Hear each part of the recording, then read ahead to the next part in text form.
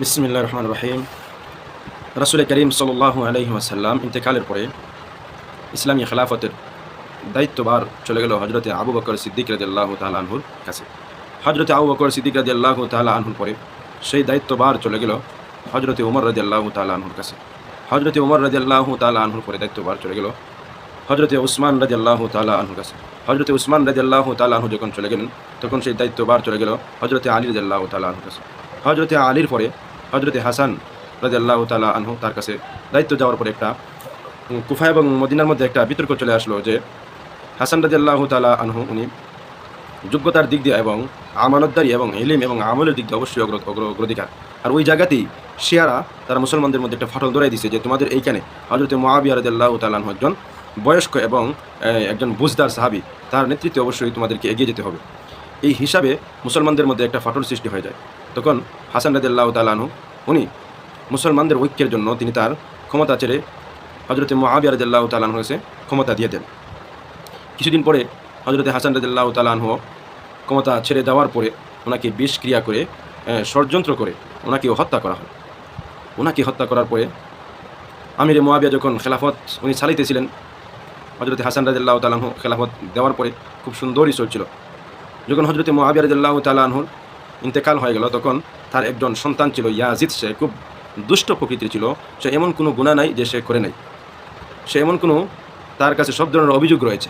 সে আইসা জুড়ে তার বাবার ক্ষমতা বা তার রাজসিংহাসন খেলাফত সে দখল করে নিল।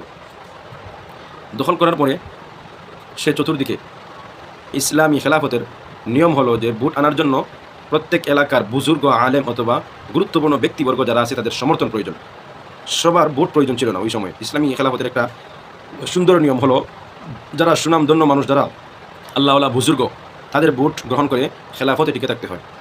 তো হুসাইন রাদিয়াল্লাহু তখন এই কুফার অনেক সাহাবী সহ অনেক মানুষ তাকে সমর্থন করেছেন এবং মদিনার সাহাবাই কেরাম, বড় বড় সাহাবাই কেরাম তাকে সমর্থন দেন নাই। বলে না, তোমার চাইতে আরও বড় গ্রহণযোগ্য লোক আছে, সেটা খেলাফতের সিস্টেমে সুন্দর করে ক্ষমতার হস্তান্তর হবে। তারপরে ইয়াজিদ তার ক্ষমতা টিকিয়ে রাখার জন্য হুসাইন রাদিয়াল্লাহু তাআলা আনহুর কাছে সে লোক পাঠাইল তানের বায়াত নেওয়ার জন্য। হযরতে হুসাইন রাদিয়াল্লাহু তাআলা আনহু বলেন, আমার এই শরীরে যতদিন পর্যন্ত রক্ত আছে ততদিন পর্যন্ত আমি তোমার কাছে বায়াত গ্রহণ করব না। কারণ হুসাইন রাদিয়াল্লাহু তাআলা আনহু জানতেন যে আমি তার চাইতে অধিক খেলাফতের যোগ্য এবং তার চাইতে আমি অধিক গ্রহণীয়। এই জন্য উনি একজন ফাসেক, ইয়াজিদ একজন ফাসেক ব্যক্তি ছিল এবং তার অনেক দুষ্কৃতির প্রমাণও এর আগেই ফুটে উঠেছে। তাই হুসাইন রাদিয়াল্লাহু তাআলা আনহু তিনি জেনে বুঝে কোনো একজন ফাসেককে উনি সাপোর্ট করতে পারতেছেন না। মদিনাতে যখন ওই রকম সুরগুল শুরু হয়ে গেল, সে জোর জবরদস্তি করা শুরু করলো ইয়াজিদের বাহিনী। আর মদিনার মধ্যে ইয়াজিদের বাহিনীর লোক সকল বেশি ছিল, তার সমর্থনের লোকেরা। তো ওই যখন পরিস্থিতি, তখন তিনি তাকে সেই ইয়াজিদকে তিনি খেলাফতের জিম্মাদারি দেন নাই বা তার হাতে বায়াত নেন নাই। এইভাবেই চলতেছেন। এইদিকে তার এই ক্ষমতার এই অবস্থা দেখে উনি তার এই জোরাজুরি দেখে উনি মদিনা ছেড়ে মদিনা যাওয়ার চিন্তা করলেন। হযরত হুসাইন রাদিয়াল্লাহু তাআলা আনহু যেহেতু মদিনার মধ্যে ইয়াজিদের বাহিনীর লোকেরা অত্যন্ত বেশি এবং প্রখর শক্তিশালী, তো উনি নানা জানের কবরে, আল্লাহ রাসূলের কবরে গিয়ে দুই চক্ষের পানি ফালাইয়া কাঁদতেছেন। যেই মক্কার বেঈমানদের তারা খাওয়ার পরে আমরা মদিনায় চলে আসছিলাম, আজকে আবার সেই জালেমের যন্ত্রণায় আমাকে মক্কায় যেতে হলো। তো মদিনার সাহাবাই কেরাম যারা ছিলেন বুজদার, হুসাইন রাদিয়াল্লাহু তাআলা আনহুকে যারা গ্রহণ করতো বা যারা মানতো, ওনারা অনেক রিকোয়েস্ট করেছেন যে মক্কায় তুমি কিসের জন্য যাবে? মক্কায় যদি যাও তাহলে তুমি কুফা বা বসরায় তুমি কখনো যেও না। তো উনি তাদের কাছ থেকে বলে, আমি আপাতত মক্কায় যাই, তারপরে দেখা যাক কী হয় না হয়। তো মক্কায় যাওয়ার পরে উনি তার বায়াত গ্রহণ করেন নাই। উনি মক্কায় যাওয়ার পরে সাহাবাই কেরামদের সাথে কথাবার্তা বলতেছেন, থাকতেছেন। ওই জায়গায় থাকাকালীন সময়ে বসরার কুফা থেকে হযরতে হুসাইনের কাছে হাজার হাজার শত শত সিটি আসলো এই মর্মে যে আমরা এই বসরার কুফার মধ্যে আমরা ইয়াজিদের শাসন আমরা মানতে চাই না, কারণ সে একজন ফাসেক। আপনি একজন নবীপুত্র, আপনি হলেন হযরতে ফাতেমা রাদিয়াল্লাহু তাআলা আনহার সন্তান। আপনার কাছে আমরা বায়াত নিতে চাই এবং ইসলামী খেলাফতের দায়িত্বভার একমাত্র নবীর দৌহিত্র হযরতে হুসাইন রাদিয়াল্লাহু তাআলা আপনার কাছে আমরা নিরাপত্তা মনে করি এবং আপনার কাছে আমরা ক্ষমতা চাই। আমরা 1 লাখেরও অধিক আপনার সমর্থনে আছি। যদি আপনি আসেন তাহলে আমরা সবাই মিলে আপনার কাছে আমরা বায়াত গ্রহণ করব। এই যখন পরিস্থিতি, তখন উনিও তো মনে মনে ভাবছিলেন যে যেহেতু 1 লক্ষেরও অধিক আমার সমর্থনের লোকেরা ওই জায়গাতে আছে আর মক্কাতেও আমার সমর্থনের মানুষগুলো আছে, তখন আমি যদি যাই তাহলে অবশ্যই আমি সেই জালেমকে পরাজিত করে ইসলামী খেলাফতের মূল দায়িত্ব এবং দ্বারক বাহক আমি হতে পারবো এবং আমি সুন্দর করে ইসলামের প্রতিষ্ঠার কাজ করে যেতে পারবো। এই বলে যখন উনি সিদ্ধান্ত নিলেন, তখন মক্কার মধ্যে গুরুত্বপূর্ণ কয়েকজন সাহাবী, হজরতে আবদুল্লাহ ইবনে ওমর, হজরতে আবদুল্লাহ ইবনে আব্বাস, হজরতে আবদুল্লাহ ইবনে জুবাইর, এইরকম বড় বড় সাহাবী যারা এক একজন হাদিসের সাগর ছিলেন, হাদিসের ভান্ডার তাদের মধ্যে ছিল, ওই সময়কার মক্কার মধ্যে তারা গুরুত্বপূর্ণ সাহাবী ছিলেন। এদের মধ্যে তারা এই কয়েকজন, তারা সবাই অনুরোধ করলেন, নবীর দৌহিত্র হুসাইন, আপনি কুফা নগরে যাবেন না, কারণ ওইখানে আমরা আপনার নিরাপত্তা ব্যাপারে সন্দিহান আছি, কারণ তারা আপনার বাবার সঙ্গেই যে প্রতারণা করেছে, আপনার বাবাকেই তারা যেই চক্রান্ত করে মেরেছে, আপনাকেও সেই চক্রান্তে তারা ফেলতে চায়। তো উনিও বলতেছেন, আমি হকের জন্য যাব, হক প্রতিষ্ঠা করার জন্য যাব, জালেমের বিরুদ্ধে যাব। তো আচ্ছা ঠিক আছে, আমি যাওয়ার আগে আমি একজন সাহাবী দ্বারা আমি সেই জায়গাটা একটু অবস্থান পর্যবেক্ষণ করি যে এই কুফা নগরী আমি হুসাইনের আওতাধীন আছে কিনা। তখন মুসলিম ইবনে আকিলকে ওনার দায়িত্বভার দিয়ে কুফা নগরের মধ্যে আগেই পাঠিয়ে দিলেন। আগে পাঠানোর পরে উনি যাওয়ার পরে ওইখানের সাহাবায়ে কেরাম ওনার হাতে বায়াত নিলেন, প্রায় 12-13 হাজার 14 হাজার সাহাবায়ে কেরাম। এবং উনি প্রাথমিকভাবে পর্যবেক্ষণ করতে পারেন যে মানুষেরা আসলেই ইয়াজিদের ক্ষমতা থেকে তারা রেহাই পাইতে চায়, বা ইয়াজিদকে তারা দূরে সরাইয়া হজরতে হুসাইন রাদিয়াল্লাহু তাআলা আনহুর খেলাফতকে তারা আঁকড়ে ধরতে চায়। এই পরিস্থিতি উনি প্রাথমিকভাবে একটা ধারণা করতে পারেন তাদের সাথে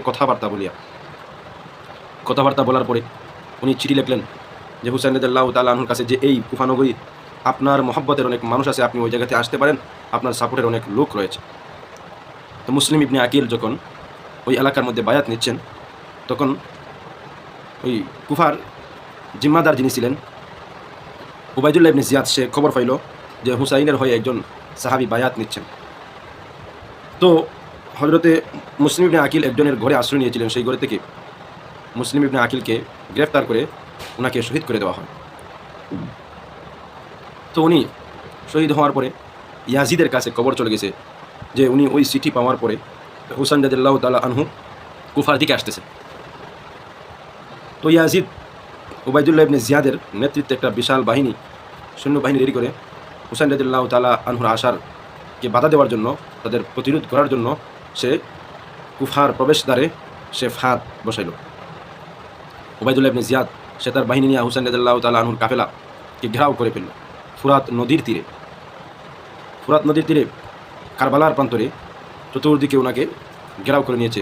হযরত হুসাইন রাদিয়াল্লাহু তাআলা শুধু 72 জন মানুষ নিয়ে পরিবারের সেই দিকে যাত্রা করেছিলেন, 40 জন পুরুষ এবং 32 জন নারী শিশু। হুসাইন রাদিয়াল্লাহু তাআলা দেখতেছেন অবস্থা বেগতিক, তাদের হাজার হাজার চিঠি যে অবস্থা লেখা ছিল এবং বাস্তবের যে অবস্থা, সেখানে রক্তপাত হবে, মারামারি হবে, হানাহানি হবে, কাটাকাটি হবে। তাই তিনি উবাইদুল্লাহ ইবনে জিয়াদের কাছে 3টা প্রস্তাব করলেন।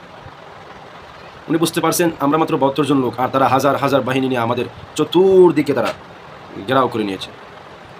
তিনি উবাইদুল্লাহ ইবনে জিয়াদকে 3টা প্রস্তাব দিলেন যে আমি আপনাদের সঙ্গে যুদ্ধ করতে আসিনি, আমি যেই দিকে আসছিলাম আমাকে এই দিকে ফিরে যেতে দিন। উবাইদুল্লাহ ইবনে জিয়াদ সে না করলো, না আপনি আর ফিরে যেতে পারবেন না। 2 নম্বর প্রস্তাব করলেন যে আমাকে এই মুসলিম কান্ট্রির কোনো একটা সীমান্ত এলাকায় আমাকে যাইবার সুযোগ দাও, আমি অন্যান্য বেঈমান কাফেররা যারা আছে তাদের সঙ্গে আমি যুদ্ধ করে ইসলামের বাতিকে, ইসলামের জান্ডাকে আমি উত্তোলন করব। উবাইদুল্লাহ ইবনে জিয়াদ বললেন না, তাও হবে না। 3 নম্বর প্রস্তাব করলেন তাহলে আমাকে তোমাদের গভর্নর, শাসনকর্তা ইয়াজিদের কাছে নিয়ে যাও, আমি ওনার সঙ্গে সরাসরি কথা বলবো। সে তারও সুযোগ দেয় নাই, সে হুমরিকে যুদ্ধের মধ্যে নেমে গেল এবং হুসাইন রাদিয়াল্লাহু তাআলা আনহু 40 জন 72 জন লোক ওনারা যুদ্ধে করতে করতে করতে করতে এক পর্যায়ে উনি নিস্তেজ হয়ে গেছেন এবং ওই ইয়াজিদি বাহিনীর কাছে, উবাইদুল্লাহ ইবনে জিয়াদের কাছে, তার বাহিনীর কাছে উনি শাহাদত বরণ করলেন। শাহাদত বরণ করার পর ওনারা তো 12 জন ছিলেন, ওই 72 জন ছিলেন, এমনকি ওনাদেরকে পানি পর্যন্ত পান করানো হয়নি। তো উনি শহীদ হওয়ার পরে উবাইদুল্লাহ ইবনে জিয়াদ ওনার হুসাইন রাদিয়াল্লাহু তাআলা আনহুর গর্দানটা নিয়ে গেলেন জিয়াদের কাছে, ইয়াজিদের কাছে নিয়ে গেলেন।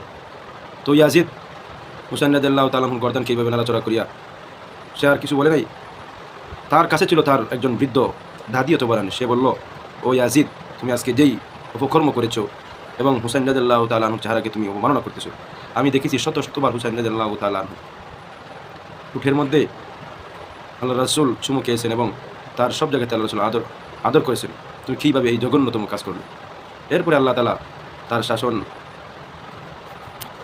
এক পর্যায়ে আসিয়া সে বিলুপ্ত হয়ে যায় এবং সেও কঠিন শাস্তির সম্মুখীন আল্লাহ তাআলা এই দুনিয়াতেই করেন। তো যতটুকু নিরপেক্ষভাবে বলার দরকার ছিল আমি ততটুকু বলতে চেষ্টা করছি। তো এইখান থেকে শিক্ষা হলো যে অন্যের কাছে কবু মাথা নত করা যাবে না, এবং মুসলমান ইমানদারের মধ্যে যদি কোনো সময় ক্ষমতা নিয়ে পেস লাগিয়া যায় তাহলে আমরা সেই পেস ছুড়ানোর জন্য আমরা প্রয়োজনীয় ক্ষমতা ছেড়ে দেব, তবু ইসলামকে শান্তি রাখবো, সুগঠিত রাখবো।